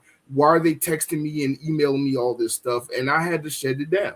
And like, you can't take control over somebody else, stuff like that, just because they let you in a little bit. You was just there to help assist me for a con, and you took that and twisted it into you run this. I'm not doing it. First of all, I'm sorry that you lost your friend like that, because that means that person wasn't really your friend in the first place. If that's how they treated you, you should not have even had to cut them off, because they should have had a little bit more respect for you to keep that relationship going. And that part. So I'm so sorry that happened to you, and I hope that yeah. Better. And you do see what at the top. Yeah, and you do see with a lot of I've heard from content creators that I'm friends with that they have experienced that, along with people that want to ride the coattails. Like that part too. If that means they could be part of the red carpet, everything else, you didn't do none of the work, but you want to have all the perks of coming with me. And it's like, look, are you chipping in some of this costs or something? If you want the free ride, please. But it's one of those that, like they said, things like this will show you who people are, and you got to believe it. And as my grandma said, every year you need to evaluate the people around you like a job. They're either going to get promoted or demoted. You got associates, you got acquaintances, you got friends, and don't jump everybody up to that friend level and give them friend benefits. Facts. Especially like with that coattail thing you said.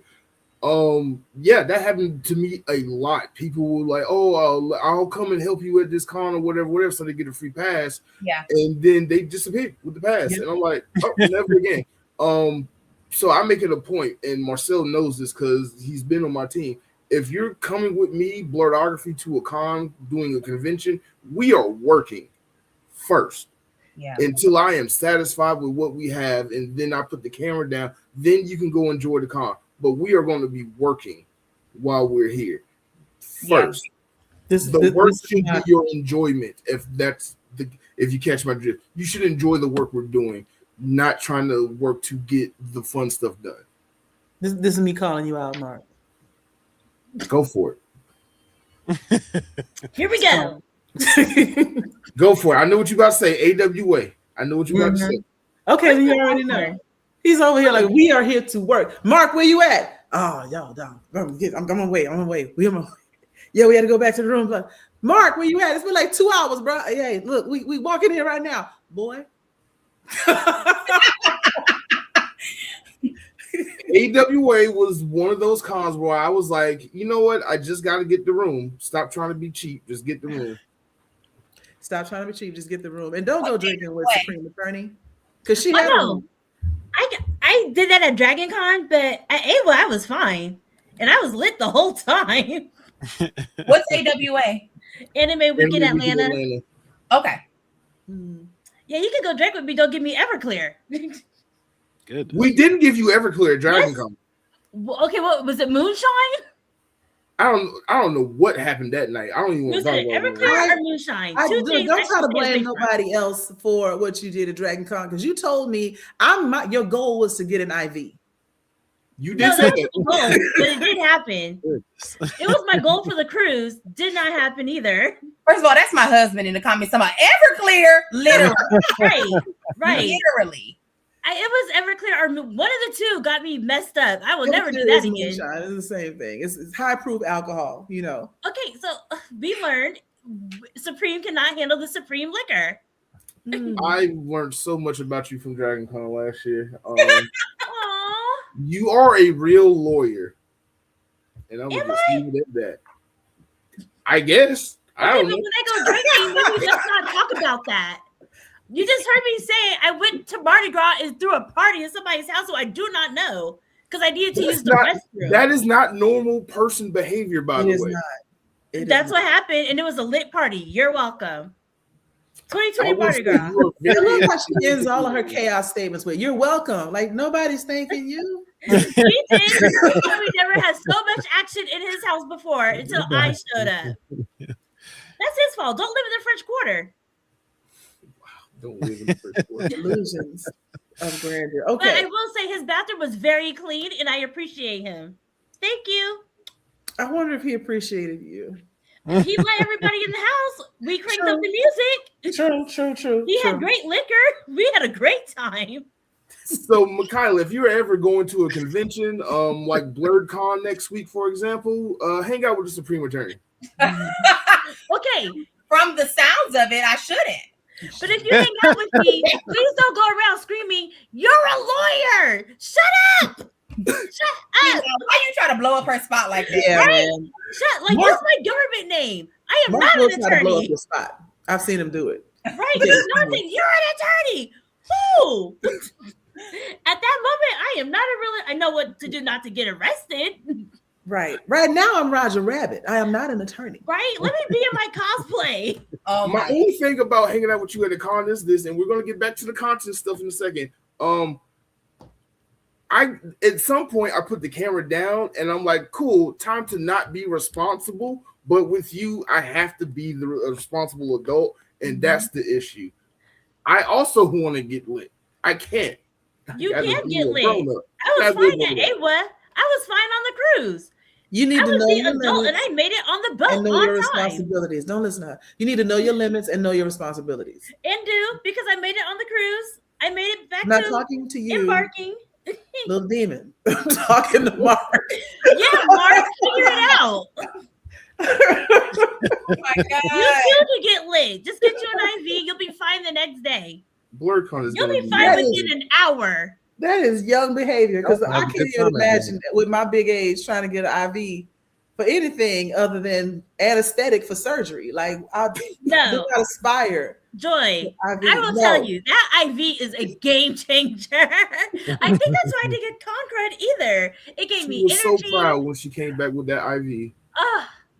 Going forward, if I have to have them come to my hotel room, that's going to happen. So That Mikyla, IV you learned is some everything. things today. I did. I learned a lot of things today. So you can hang with us. Her eyes have been opened with this group. I learned a lot of things today, and I will absolutely make sure that if we are ever in the same room, I'm across from it. Yes. I'm in on the other side, because baby, she seemed like she about to have us on TMZ. Yes. I have already been on TMZ. It's not that bad. All right, and we're done. It's not that bad. It's These are it's differences in brands that we're looking at right here. Baby. You know? But you know what? I love her brand though. This her. Period. I can tell this how she really is. And This I is love how she is. It Yes. is. This is her genuine, authentic self. Yeah. I love You that. should see me in court. Actually, in court, I'm way different. I'm not gonna lie. In court, I'm No, way you're different. not. You told the judge it's D. Williams, and I was like, that's definitely something you would do. You told the judge. Why is that? Get my name is not hard. Her last name is D. Williams. And he kept saying Williams. She's like, D. Williams. Say it with me. D. Williams. I Period. said, And say she got it in trouble with for me. D. to a judge, Williams. though. That's the judge in court. Mhm. Yeah. Because you're that's not my saying name. Yeah, I agree. I feel like if you can say all these other names that are very difficult, True that. you should be able to use Yeah. my name is not hard. As somebody named Mikyla, getting called Mikyla constantly, yeah, I don't give a damn. I'll correct Bob Iger. I Thank don't. you. Am I not supposed to correct somebody just because he has a dress on? Literally, girl, you mean nothing. What are we doing? So I feel like this last maybe 5 minutes or so should be the pilot for Chaos Twins. Like, okay, this is she it frowned about to upon get to show up murdered? to a con, Maybe. not cosplaying? You know what? This is a good question. Actually, since a lot of us were press corps for Dragon Con, they specifically were like, do not come to these interviews in cosplay because it's a serious situation. But most, I would say maybe it's a 50-50. You know, people showing up to a con with cosplay on or not. Like a lot of people just run around in jeans and t-shirts, taking pictures of other people. So you do not have to be dressed at all. You do not have to be dressed in cosplay at all to come to a con. I had to say that because at AWA, they did have to put on the rules stanchion, please do not be nude. Because people kind of like rock some Adam and Eve, I guess. Like, please have clothes on. You must have on underwear and not too much side boob. Like, they was dead serious about that. That's because some cosplayers go a little too far. Right. They do. Yeah. So they had to make rules. If this body gets how I want it to be, those rules are going to be for me. I'll let you I'm know already, right now. I've already commissioned 2 costumes from B. Cunningham. Oh, really? Mm-hmm. Yeah, I want to be Lilu from Fifth Element. Oh yeah, that would be nice. Right? Mm-hmm. I want to do. If you do Lilu, I'll do Corbin Dallas. No, I won't. No, I'll do Ruby Rod with you. Ruby! Mikyla, I have a question for you, Mikyla. I remember in the last show you was on, you said you don't do conventions or you didn't consider yourself a nerd. I want to ask, would you consider ever going to a convention and covering that convention on your on your platforms? Yeah, I would 100% attend one. I would go to a con. I don't know that I would cosplay because I genuinely just think I don't understand the craft enough to respect enough to do it right. But I would absolutely go to a con. I would like film it and like show my experience as a first timer. But yeah, like I just have never gone. I've never been invited by like an outlet or whatever to go. Where do you live? And yeah, you said where do you live? Where do you live? I live in Maryland. Oh, you yeah. Come to BlerdCon in DC next weekend. Why wouldn't you come to BlerdCon? Just come. You don't We're going to be at BlerdCon the 6th through the 9th. Yeah, like right by Reagan Airport. Oh, yeah. At the Hyatt Regency, Crystal City. Yeah. What you mean like next week? Like we're all coming. Yeah, May 6th is when the con kicks off. She means March. I mean, not May, March. Sorry, March 6th. Wait, do I have to register or anything? What do I need to do? Just buy a badge. Yeah. Okay, I don't know none. What does that mean? We will send you the link. It's like buying a ticket. It's a 3-day affair. But she could also probably apply as a content creator to get a content creator badge. Do all that. I want. We'll send you the links and stuff. Yeah, but like I didn't know you was in Maryland, so you need to definitely come down to Chocolate City and hang out with us next weekend. Yes. Even if I come and just see y'all after, like send me the details. Send me I will not be drinking Everclear, so you're safe. You're not safe. Never say you're safe. Also, Marc, let me clear this up too, because I don't want people thinking that I'm a mean girl or stuck up. The only reason I said I'm not a nerd is because, in the sense of the reason that I started to do this, it was not from being bullied and from what I've seen a lot of people experience. I've seen a lot of people say like I was for liking certain content or I was the weird kid or whatever. In high school, I was the bully's bully. I was the person, like I told y'all last time, who was like logging into the computer and making people not be able to go to prom for bullying the kids with special needs. That was me. Like that. So I feel like I want to make sure that people don't think that me saying that I'm not a nerd is not me like downplaying like anybody's experience or whatever. It's literally just like I know I was a hot girl. I am a hot girl. Like I know who I am. And so at the end of the day, when I go to cons, I want to make sure I am here as a guest. I am here as an observer. I am not in the community the way people who have been in this for 20 years are in the community. And I would never want to disrespect nobody by messing up cosplay. So, couple of things. My call you out face is back. I feel like you can't really mess that up because, like, I do closet cosplay. Man, so hang on. Cosplay aside, cosplay doesn't necessarily make you a nerd. That's a different form. It's a type of interest. But your channel, you said you started off doing reviews of the Twilight Zone. I started off doing like Disney villain content, and then I pivoted into Twilight Zone, and then people were like, can you also watch Star Wars? Because I started saying I've never seen Star Wars, I've never seen Lord of the Rings, so they started to make me watch those things, and then I enjoyed it as I watched it. Yeah, you're a baby nerd. Yeah, you're a nerd. And I'm like, the way it's defined now is really like I like sci-fi, I have special interest in certain things, and I'm not afraid to talk about it. Sometimes ad nauseum with people, and I've done some analysis on certain things. Like, so your analysis on Lord of the Rings, your discussions around like Star Trek and everything. You probably were not a nerd in high school, like you said. You didn't know about all this stuff, but you have since dipped a toe. You're like 3 toes deep into nerdom right now. Yeah. So that's enough to come to a con. That's plenty to come to. I'm just like, I don't want to disrespect nobody. So I'm like, if this is a space that's like, no, this is for people who've been doing this for 30 years, I'm like, I ain't in it. As a matter of fact, I got a friend where you have to be respectful. Like, don't make fun of a guy because he's wearing a maid outfit. That's a whole thing. It's no. Because first of all, I'm like, I could never even create any of those outfits. So one, it's admiration. Most of it is like, how the hell are you getting this tail to stay on and it's 90 degrees out here? Right. You know, like, how did you feel even Billy Jewish being a nerd? I'm screaming. Yeah, you're a little nerd. It's okay. It's okay. We're gonna get you there. We're gonna start you off next weekend at Blerdcon, because Blerd is Black nerd. And right. So this will be the blackest convention you'll go to. It's a great place to start. I'm gonna learn how to play spades. I cannot wait. Okay. Listen, I'm going in incognito. I know I may not know a lot of people, so I'm gonna go in there incognito. I'm gonna say hi to y'all, and I'm going to do a video on it because my experience, I feel like it's gonna be funny. Yeah. Right.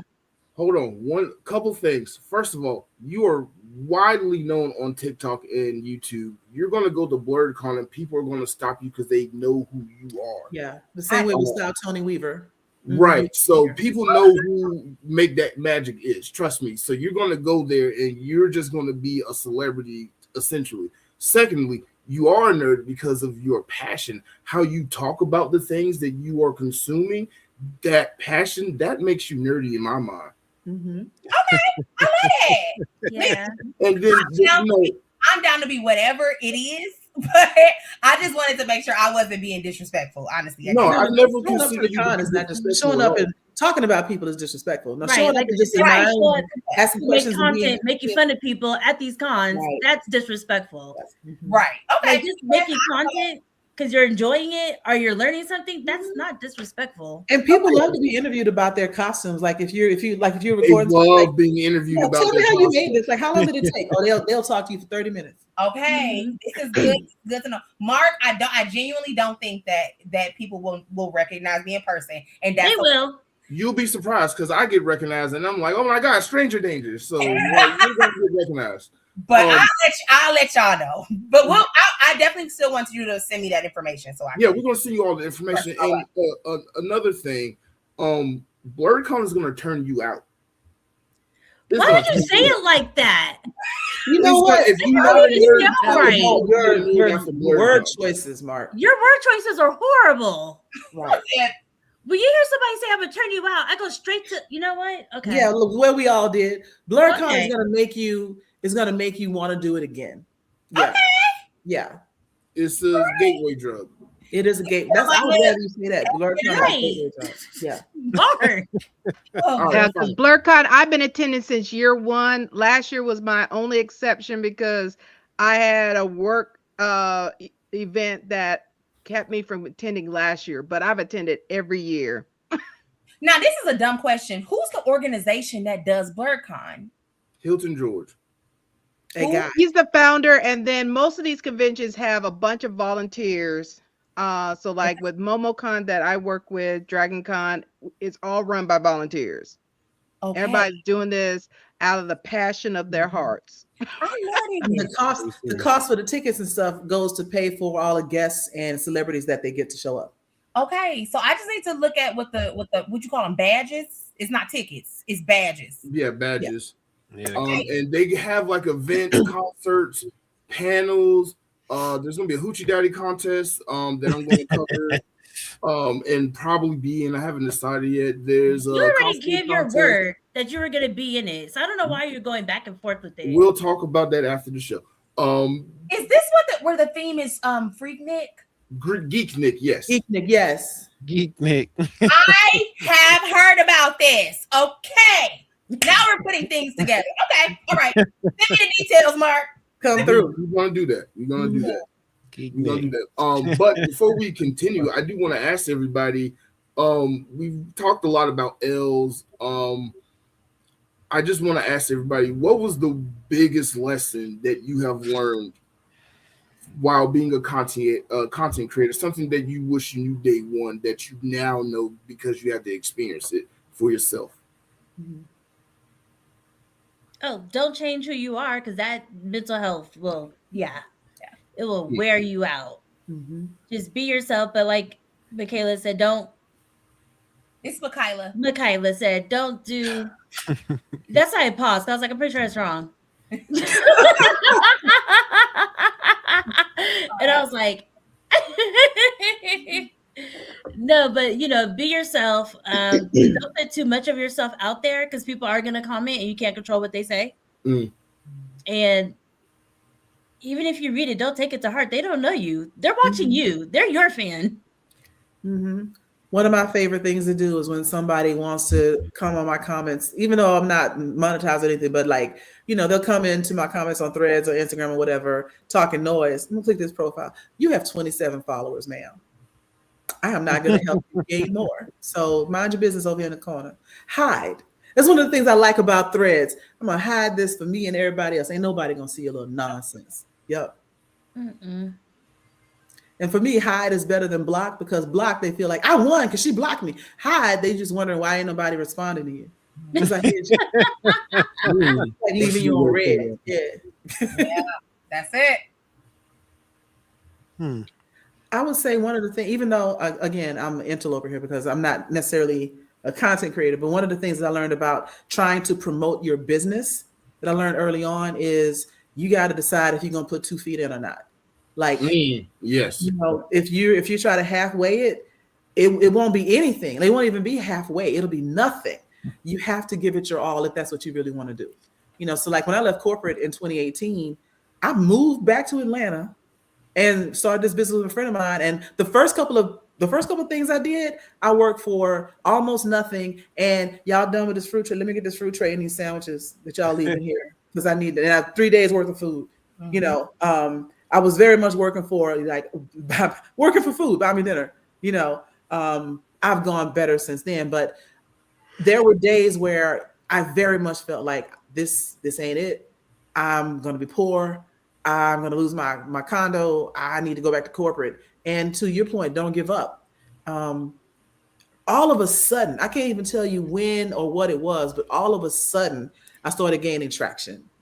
And then once I started gaining traction, I've never looked back. So, that part of my business, that part of my life, that business has been going strong since 2018 with no, it's only going up, ever since then, which is what I do full time. But if I had tried to do my business partner, I have a silent partner because we started this business together. She got kids who are in college. So I get it. She went back into corporate because she couldn't hang long enough to see the returns. And every now and then she'll get like a 1099 from me at her, because we use her address for the business. And she's like, I just got a 1099. You made how much doing this? I was like, yeah, girl, I'm chilling.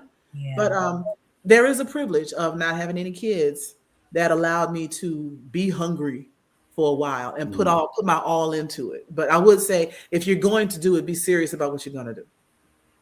Yeah.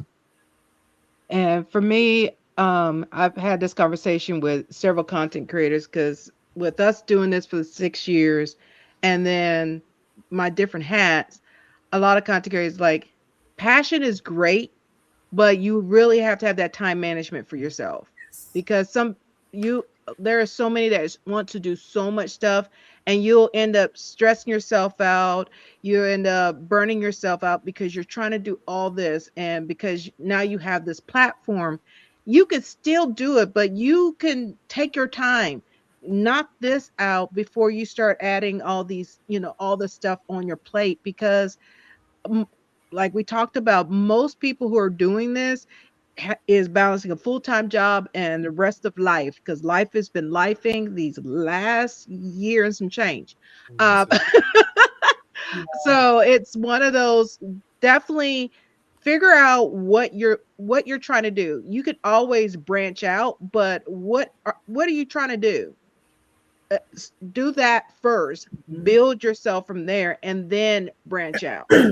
Because that's what we did with Moana Nui. Like, if you look at our early stuff, we weren't doing all these segments we're doing now. We slowly, started doing our segments, like our what you're watching, our mental health. And then that's when we started partnering with Blerdography with Marc. Was like, hey, let's do this Blerdkast together. And we kicked it off last year at MomoCon. But it's one of those, we slowly expanded. Don't start off like I'm gonna do these 20 different things, and then you're trying to figure out how you're gonna get everything out there. Right, because like even Rihanna started off just singing, and then she added makeup, and then she added clothes. And now she's singing. And now he said now she's a singer. Now she don't sing. She's the Mary Kay lady. No. She niched down. I know that's right. She sings when necessary. She ain't gonna release an album though, or a concert. She did a song for the Smurfs, right? She was on the soundtrack for the Smurfs, and she was like, "And that's all you're getting." And that's it, exactly. Go watch this movie that I made for my kids. Mm-hmm. For me, I have to say if I could go back and start over again, I would be 100% more confident in the idea of what I had initially when I started my channel. Even though I started doing reviews and things, I always wanted to interview people, and I did start interviewing people, practicing that skill. But I just didn't have and I had bits and pieces of a concept of an idea, but I didn't know how to put it all together. If I had just been confident and stuck with my guns, stopped trying to do what everybody else is telling me that I should be doing for my channel, and just focus on the things I wanted to do and the content I wanted to make, I would have been monetized a lot longer, had the brand build a lot longer than I did. The audience, I would have been a lot further off now 5 years in than if I did all the pivoting I was doing or trying to listen to everybody thinking, oh, well, they got to know what they're doing because they have a monetized channel when they're also just figuring it out too. Belief in yourself is real. And that was my biggest struggle, was just even now, like on my regular 9-to-5 job, that belief in yourself that you can do it is big. Mm-hmm. Yeah. I think one of my lessons was listening to that, your conscience and your voice, your ancestors, God, whoever you believe in, because some of my biggest hits have been from me laying in my bed and hearing, hey, you should break down the Nutcracker because a lot of people ain't never seen it before. And you have. And I was like, that's dumb. And then I was like, you know what? It kind of eats though. I broke down the Nutcracker in 9 minutes, 2 million views, sponsorship from Washington Ballet. Wow. So, I'm like, okay, so you really got to listen to those voices. And obviously, if you have other voices in your head, then you need to go seek a professional. You need to go seek professional help. But if we're talking about literally putting your feet on the ground and leaning into what you're like, this is what I love to do, and those ideas start coming in there, that's for a reason. Yes. So I feel like now even more, I'll tell my husband, I just got a video idea and I just have to write it down. I got to put it in my content calendar and, and move on. And I'm telling you, it's so weird. Every single time I'm like, that don't make no sense though. It is a hit. Mm-hmm. It is literally, it is a hit. And so I think believing in your content and believing in those weird, visions and things that you get just as an inkling, and actually executing them correctly, you know, with high quality, good storytelling, that is going to be what really makes you and breaks you as a creator, because that is the creator and your ancestors essentially saying, hey baby, this is what you're supposed to be doing. So the more tapped in you are to yourself and the more grounded you are, I feel like that is going to help you with your career. And that's what I wish I had learned in like 2023 that I didn't really learn into 25. Yep, you know, with the fear of sounding like what everyone else had already said. Because honestly, I do feel as if we're all saying the same thing, and it's only to reinforce what we're saying is that you really do have to put what someone said earlier. If you both feet in and just believing in yourself and just having that resilience and keep going forward. That's really ultimately what it's about. To be honest with you, you have to make the decision that this is what you're going to do and go for it. And now, honestly, that goes for anything in life, to be honest with you. So, yeah, and that includes, I think a big mistake a lot of people make in the beginning, especially beginners, we tend to rely on friends, and we get discouraged a lot of times when friends aren't there for us, or family, like, you know, and it's only your mama, only your daddy that click like on your video and didn't even watch it all the way through, you know. And you know, that's I think that's such a backwards way of looking at it, because a lot of times you get the biggest support from people that don't know you. And I think unfortunately it does discourage a lot of people in the beginning that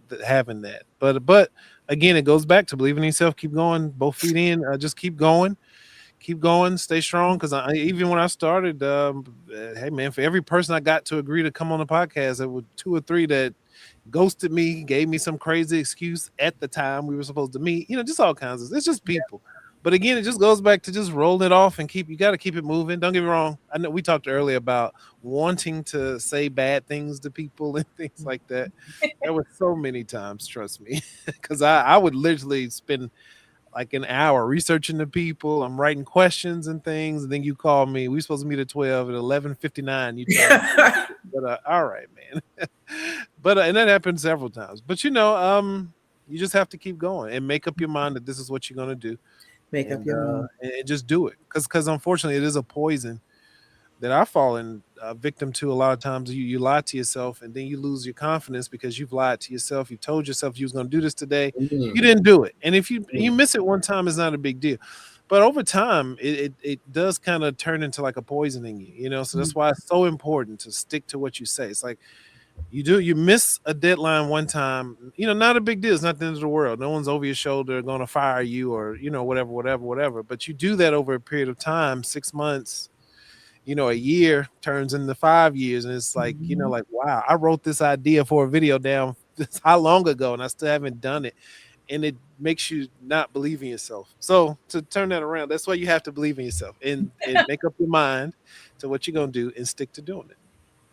I agreed. And I've learned this because me and you have dealt with each other a lot, but stop comparing yourself to other people. I know that was my biggest lesson I had to learn. Everybody is the thief of joy. Say what? Comparison is the thief of joy. Yeah. Yeah. Everybody has their own journey in content creation. Your path is not going to be the same as Make That Magic or the Content Bebop or Supreme Eternity, Moana Nui. Everybody's path is different. You got to stick to what works for you, not what you think is going to work for you, and not what you're trying to do. Stick with what works for you. Add on stuff as you go.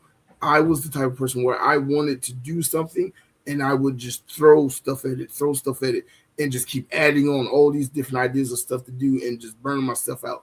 Now I'm just like, nope, just stick to this one thing. And if other stuff happen, maybe, but just stick to the one thing. But everybody has their own path. Learn what your path is and just enjoy your journey. This is your journey. This is not a competition. But then I know me and Marc were talking about the difference between an influencer and a content creator. And I think it's a huge difference. I think people need to understand the difference. Yep. So I didn't learn it until 2020 when COVID happened. And all of a sudden, the people I was following, they were not that interesting anymore. They couldn't go outside. So they couldn't influence me to go do anything. But then the other people who are actual content creators, I was like engaged. I was entertained. And I was like, Yeah. oh, so that's the difference. And now I'm seeing them like in movies and TV shows and commercials. Because Right. they actually have something that they actually have some type of talent that they leaned into, and now they're actually doing it on a bigger scale. Mm-hmm. And that, so don't compare yourself to an influencer. They're not real. Right. The Get Ready With Me crew. Nah. Right. Oh my God, yeah. We influence things, but we're not saying like go out and do this. More like if your experience or you're covering something or whatever. And you know, sometimes it's literally you telling the story, Mm-hmm. and that can make people want to like look into something or you know whatever. But I think what I've seen, the thing that I've seen with content creators the most that I would advise against is people thinking, now that you have the 500,000 plus followers, now that you have the brand deals, oh, now you don't do the small podcast anymore. Oh, now I'm going to charge you $2,500 to sit on your you know computer to talk. Mm-hmm. You know, like to me, now we got a problem because what are you actually in this community for then? If everything that you do, you charging for, or now you too big. Mm-hmm. You know, with people, I think that's bullcrap. And RuPaul said, you are never too big for small things because small things are blessings for other people. Right. Bless other people, you get blessed in return. And I never forgot that. I was like, oh, so people, that's what people do. They just straight up stop being a part of the community because they get money. Mm-hmm. Yeah. That's so what myself, I'd never be a part of that. That's not at all what I got going on. So literally anybody can hit me and be like, yo, can you join my podcast? Or I would love to, you know, talk to this. I'm like, yeah. Why not? right. Yeah, like you said, like you can influence people, but you still have something. So I could see you like you're already on a bigger scale. Mm-hmm. You're already on the red carpet. Right. But somebody who's an influencer, they can't do that. No. And sometimes, like you said, it seems like some people get to that level and then they go to influencer. And it's like, wait, I followed you first because I thought you were interesting. Your content was interesting. And now you're just pandering all these things that I do not want. Yeah, you're just selling stuff, I literally. do not need this skincare from you. Right. Like, tell me your take on this movie, though. Mm-hmm. I don't care about the products they use in the movie. Just tell me about the movie. Yeah. I don't do a lot of product stuff. People pitch stuff to me all the time. I don't do that. The one CPG thing that I am working with, though, is Clearly Canadian because they're nostalgic. Like, I remember drinking Clearly Canadian. And so when they reached out to me, it was like, yo, we love your page. We're trying to come back. I'm like, oh, this eats. Because I already used to use y'all. Right. And, you know, now I'm just an ambassador for them in a certain sense. But, you know, you do gotta be picky. All money ain't good money. All money ain't good money. Yes. Oh my God. Yes. That's why I stopped following the Kardashians a long time ago because they were taking every single thing, and I was just like, y'all don't use a Fat Farm prepaid card. Are you serious? Right. I was so done. I was like, okay, we're done here. I know you guys don't even know what a prepaid is. Stop. They were fabricated from the beginning, though. Yeah, then I was just like, okay, I am annoyed. So anything that they sell, I'm like, nope, that's a no. Don't do it. Yeah. Yeah. That's a no. Because I know you guys will do anything, whoever the highest bidder is. I'm good.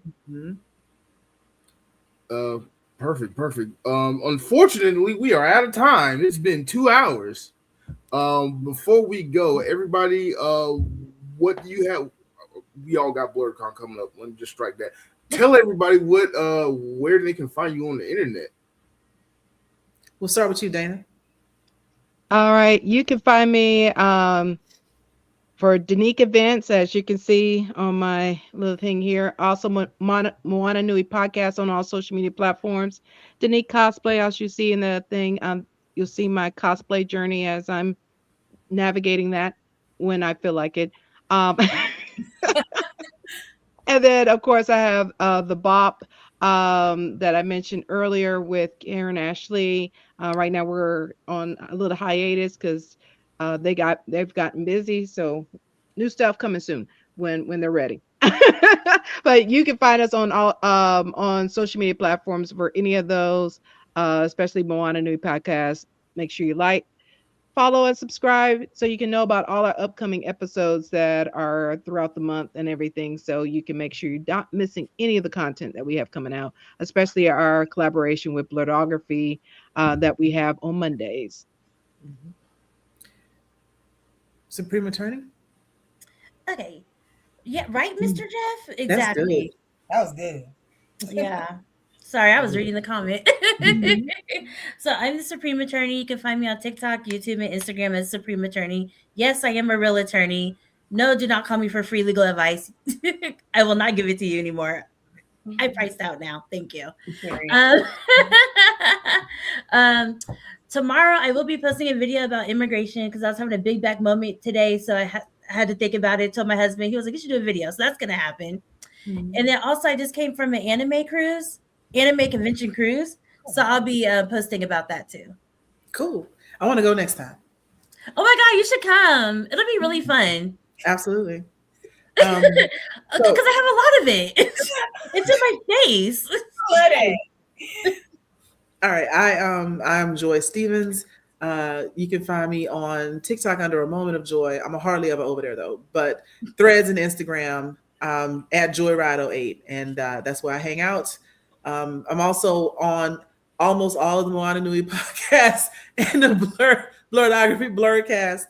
Usually somewhere adjacent or next to Marc, helping host some of his shows and everything.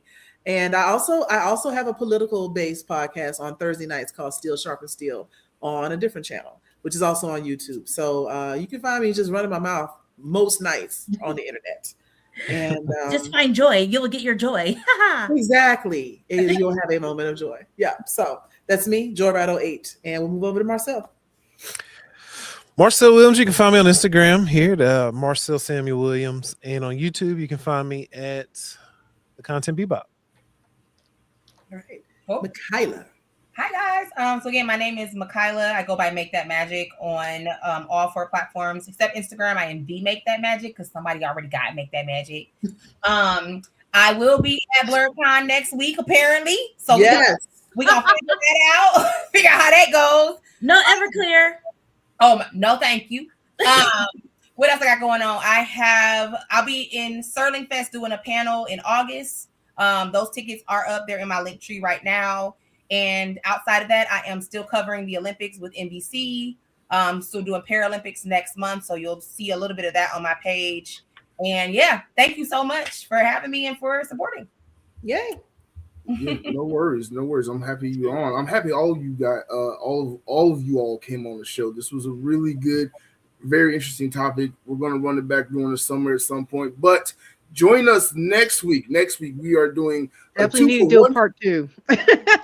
No, well, yeah, we'll do part 3. But next week we got a 2-for-1 deal. Monday we are doing women in nerdy spaces. Mikyla, if you want to join us for that one, you can. This is your open invitation.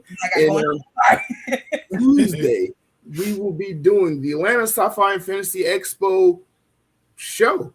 We're just gonna have them on and have them talk about the con because that's coming up immediately after BlerdCon. So that's gonna be good. And obviously next week is BlerdCon. So we're gonna take a little break, but trust me, BlerdCon is gonna be lit, and maybe another teaser trailer of my up and coming documentary, but we'll see. But thank y'all so much for coming on.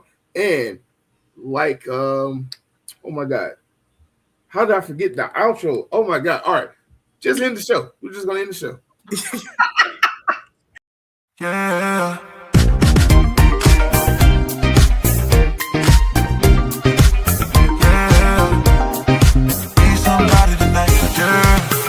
Love it how you move it, how you wind it up. We can jump into it, we can line it up. We can stay slow with you, me. We can stay slow with you, me. Yeah. Be somebody tonight, doing that dance, digging that dance. I know. Be somebody tonight, be somebody tonight. Pull up on me. We've got so much to see. Maybe I can show you now. Tear your top with the top down. Baby, I don't wanna hit the friend zone. Boy, like I'm in the end zone. When you're right back, I'm local.